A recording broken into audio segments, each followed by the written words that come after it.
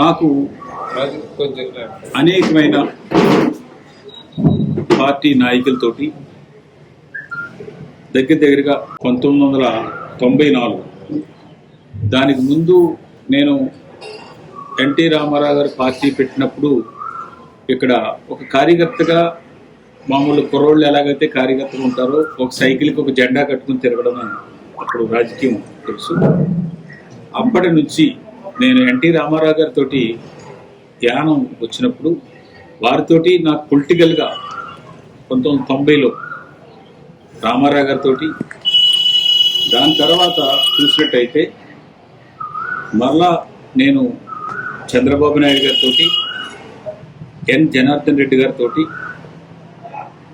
YS Rajasekhara Reddy గారితో, రోషయ్య గారు, కిరణ్ కుమార్ రెడ్డి, జగన్ గారు, వీరందరి పరిపాలనతో పాటుగా వీరందరితోటి కూడా ఒక మిత్రులుగానే ఉంటూ నేను ఆంధ్ర రాజకీయాలకి నాకు సంబంధం లేకపోయినా కానీ ఒక ఫిషర్మెన్ కమ్యూనిటీ అలాగే ఒక బీసీ వర్గాల గురించి నేను రాజకీయాల్లో ఎంటర్ అయిన దగ్గర నుంచి కూడా వారికి ఏదైనా చిన్న కష్టం వచ్చినప్పుడు నా శక్తి కొద్ది దాన్ని సార్ట్అవుట్ చేయడానికి వాళ్ళకి ఉపకారం అందించడానికి మాత్రమే నేను ఉన్నాను. అదే మంచి పేరుతో కొంత మంచి పేరు ఉండడం వల్ల నన్ను ప్రతి రాజకీయ పార్టీలు కూడా నన్ను సహాయాన్ని కోరడం, ఆ సహాయంలో కొన్ని సందర్భాల్లో నేను ముందు 15 సంవత్సరాలు ఇండిపెండెంట్గా ఉన్నప్పుడు పార్టీలకు అతీతంగా కూడా వారికి సహాయం అందించడం జరిగింది. ఈవేళ ఆంధ్రాలో చూసినట్టయితే పార్టీకి ప్రజలకి ఒక వెల్ఫేర్ స్కీమ్ చేయడంలో ఎక్కడ కూడా ఇతర రాష్ట్రాల్లో ఎక్కడా తీసుకుపోలేదు. కానీ డైరెక్ట్గా ప్రజలతోటి సంబంధం తగ్గిపోయింది. ఎమ్మెల్యేలు చాలామంది ఎమ్మెల్యేలు ఒక ముఖ్యమంత్రిని కలవని పరిస్థితి వచ్చింది. అలాగే ఒక వెల్ఫేరే కాకుండా ఒక డెవలప్మెంట్ కానీ ఒక ఎంప్లాయ్మెంట్ కానీ దాని మీద దృష్టి పెట్టకపోవడం వల్ల, ఎంప్లాయ్మెంటు మీద ముఖ్యంగా దృష్టి పెట్టకపోవడం వల్ల, అలాగే భారత ప్రభుత్వాన్ని కూడా ఇంకా ఎక్కువగా ఉపయోగించుకునేలాగా చేస్తుంటే ఈవేళ ఈ రిజల్ట్స్ వచ్చేది కాదు అన్నది నా ఉద్దేశం. నేను వైఎస్ఆర్ గారితో చాలా దోస్తీగా రాజకీయాలు చేసినప్పుడు వారు దగ్గర నేర్చుకున్నది కానీ వారి దగ్గర వారు చూపించిన ఆప్యాయత కానీ ఈరోజు మనిషి లేకపోయినా కానీ ఒక మిత్రుడు అంటే వైఎస్ఆర్గా ఉండాలి అనుకున్నది ఈరోజు కూడా నేను అదే, నా ప్రాణం ఉండగా కూడా అదే మాట నేను చెప్తాను. ఈ ఎలక్షన్లో నన్ను తెలుగుదేశం పార్టీ అవ్వచ్చు, జనసేన పార్టీ అవ్వచ్చు, కొన్ని చోట్ల బీజేపీ పార్టీ అవ్వచ్చు, వారు నన్ను సహాయం కోరినప్పుడు నాకున్న ఒక చిన్న మంచి పేరుని, నాకున్న చిన్న ఫాలోవర్స్ని వారికి మాత్రం నా సహాయాన్ని అందించడం జరిగింది. అందినందుకు అలాగే వారికి కూడా అందరూ కూడా సహాయం చేయడంతో ఇదయ్యింది. ఎప్పుడు కూడా ఇప్పటికైనా ఇప్పుడు గెలిచిన ఎమ్మెల్యేలు కానీ ఎంపీలు కానీ రేపు రాబోయే రోజుల్లో మంత్రులు అయ్యే వలన బూతులు తిట్టడానికి, ఇతరుల్ని తక్కువగా చూడడానికి దయచేసి కొత్త ప్రభుత్వం ఏర్పడిన వాళ్ళు కూడా ఆ విధంగా ఆలోచన చేయొద్దని చెప్పేసి మీ ద్వారాగా కోరుతూ ఉన్నాను.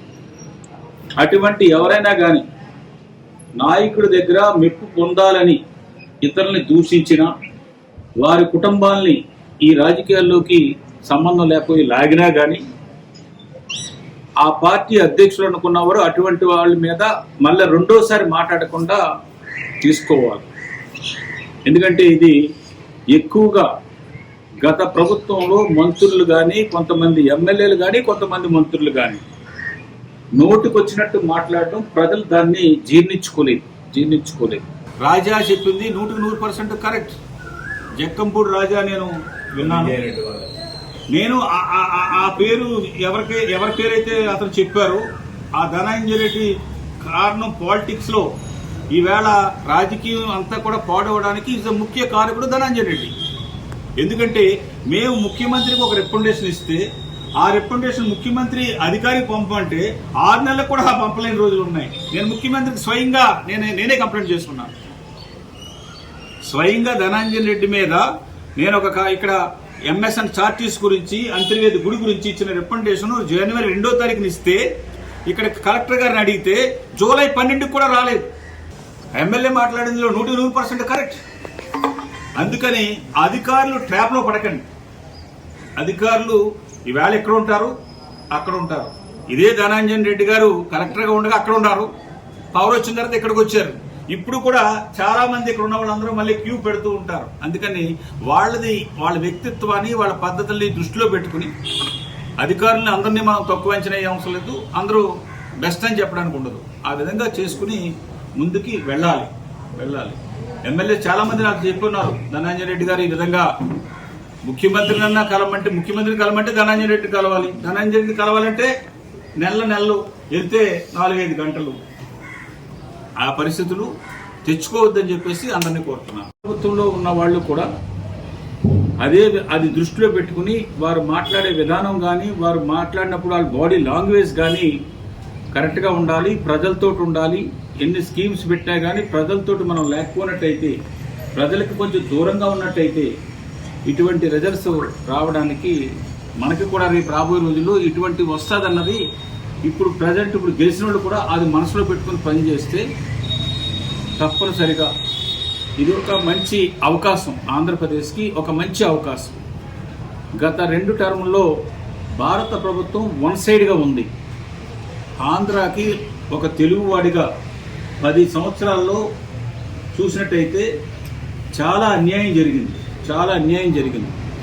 ఆ అన్యాయాన్ని ఇప్పుడు రెక్టిఫై చేసుకునే అవకాశం ఇప్పుడు వచ్చింది. నాకున్న ఎక్స్పీరియన్స్ ప్రకారంగా ఇన్ని కేంద్ర మంత్రులు ఇవ్వండి, ఇది ఇవ్వండి అనే దానికంటే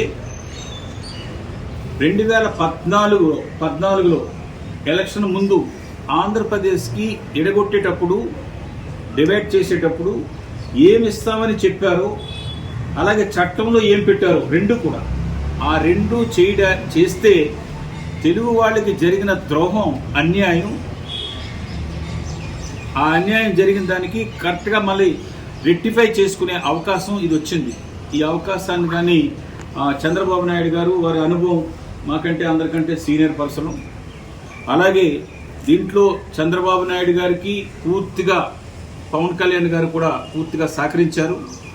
వీరిద్దరూ కూడా బీజేపీ ప్రభుత్వానికి ఇక్కడ మనం 10 మందిని మినిస్టర్లుగానో ఇంకో దానికి ఇంపార్టెన్స్ ఇవ్వకుండా ఆంధ్రప్రదేశ్లో జరిగిన అన్యాయాన్ని ఇప్పుడు కరెక్ట్గా దానికి న్యాయం చేసేలాగా టైం పాయింట్ పెట్టుకుని చేసుకునేలాగా చేసే అవకాశం వచ్చింది. కాబట్టి చేయమని ఒక తెలుగువాడిగా కోరుతున్నాను. నాకైతే పూర్తి విశ్వాసం ఉంది. ఇప్పుడు వచ్చిన రిజల్ట్స్ ప్రకారంగా చూస్తే డెఫినెట్గా అన్ని ప్రాబ్లమ్స్ సాల్వ్ అయ్యి ఆంధ్రప్రదేశ్కి మంచి రోజులు వచ్చాయి, మంచి జరుగుతుంది. ఈ సంవత్సరం 2024 పూర్తయ్యే లోపే చాలా మంచి పనులు జరుగుతాయని చెప్పేసి నేను ఆశిస్తూ ఉన్నాను.